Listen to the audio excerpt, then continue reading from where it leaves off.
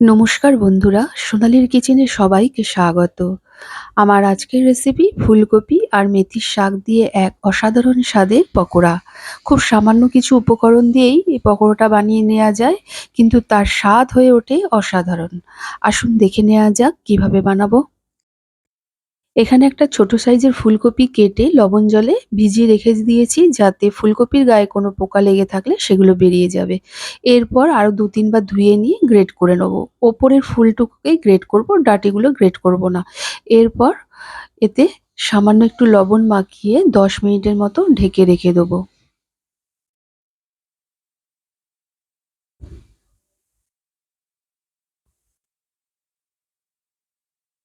ফিরে এলাম ১০ মিনিট পর। দেখুন, কফি থেকে বেশ কিছুটা পরিমাণ জল বেরিয়েছে। এরপর এক আঁটি মেথির শাক নিয়ে নিয়েছি।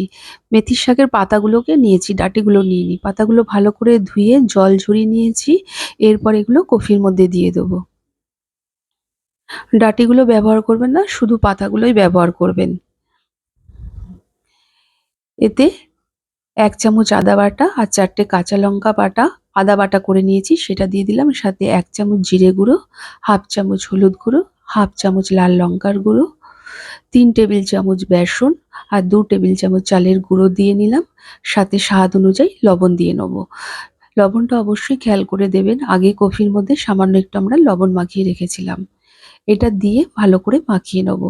জলের আর কোনো প্রয়োজন নেই, কারণ কফি থেকেই বেশ কিছুটা পরিমাণ জল বেরিয়েছে। তাতেই ভালো করে মাখাটা হয়ে যাবে।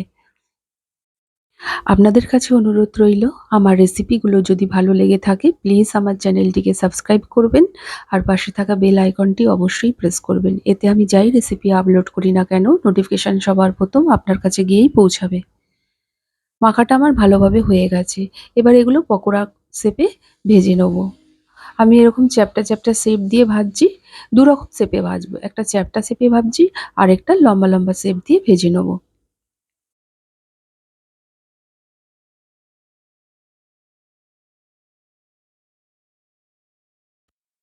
এরপর কড়াই গরম হলে কড়াইয়ে বেশ কিছুটা পরিমাণ সাদা তেল দিয়ে দিলাম। তেলটা গরম হলে গ্যাসের ফ্লেমটিকে মিডিয়ামে রেখে পকোড়াগুলো ভেজে নেব। এক পাশ যখন লালচে করে ভাজা হয়ে যাবে আরেক পাশ উল্টিয়ে দেবো। ২ পাশ ভালো করে ভাজা হয়ে গেলে পকোড়াগুলোকে তুলে একটি পাত্রে রেখে দেবো।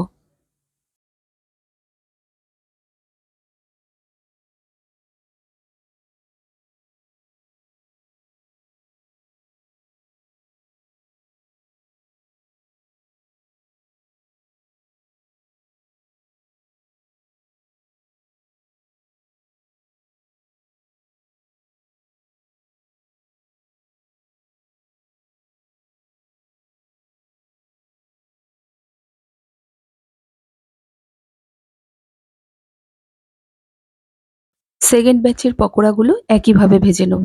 সেকেন্ড ব্যাচের পকোড়াগুলো আমি একটু লম্বা শেপ দিয়ে ভেজে নিচ্ছি। বাড়িতে একবার হলেও এইভাবে বানিয়ে ট্রাই করুন। আর কেমন লেগেছে তা আমাকে অবশ্যই কমেন্ট করে জানাবেন। যদি ভালো লাগে একটা লাইক ও শেয়ার করবেন।